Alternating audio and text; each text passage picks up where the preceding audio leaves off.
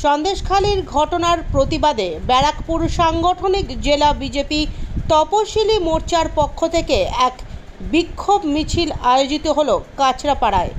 এই মিছিলটি বীজপুর থানার সামনে এসে শেষ হয় এবং বিক্ষোভ প্রদর্শন করে তারা। থানার সামনে বিক্ষোভ প্রদর্শন করায় পুলিশের সঙ্গে রীতিমতো ধস্তাধস্তি হলে মুহূর্তে উত্তেজনার সৃষ্টি হয়। পরবর্তীতে প্রশাসনিক হস্তক্ষেপে পরিস্থিতি স্বাভাবিক হয়। আপনারা সবাই জানেন যে সন্দেশখালীতে যে তার প্রতিবাদে সারা পশ্চিম বাংলা আজকে জ্বলছে।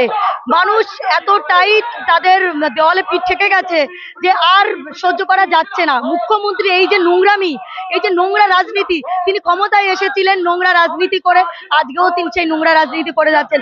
আপনারা সবাই জানেন যে কিভাবে টিএমসির নেতাদেরকে অ্যারেস্ট করা হয়েছে। তারা এত টাকার বিছানায় তাদের নারীদেরকে রেখে দিয়েছিল।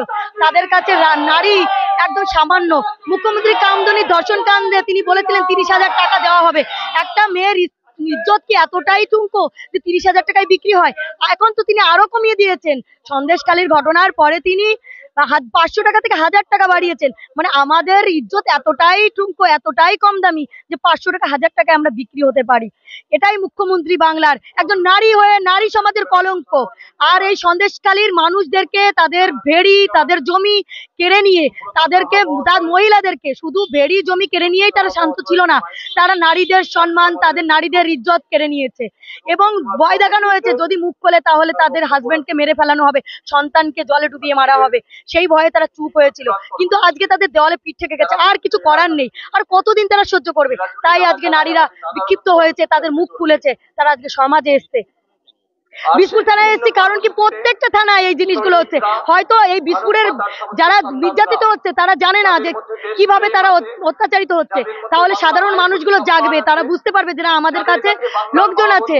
আজকে এই থানার পুলিশরা তারাও পর্যন্ত নিশ্চুপ, যেভাবে এই যে রেপ কেসগুলো আসলেই ডিনাই করে দেওয়া হয়।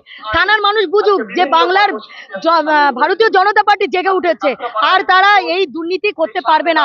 থানাই সব থেকে বড় দুর্নীতি থানাই হয়। আপনারা দেখবেন সিভিক ভলেন্টিয়ারের হাতে লাঠি, কোনো রাইট নেই ওদের, কিন্তু বসিরহাটে তারা লাঠি চার্জ করেছিলেন। আমাদের কোনো কথা হয়নি, তারা আমাদেরকে ঢুকতেই দিচ্ছেন না। তারা পুরো গেটের সামনে পুরো জমায়েত হয়ে আছে, কোনোভাবেই আমরা ভেতরে যেতে পারি না। মিলি বিশ্বাস অ্যাডভোকেট, আমি রাজ্যের এসসি মোর্চার, এখন আমি উত্তর 24 পরগনার কনভেনার।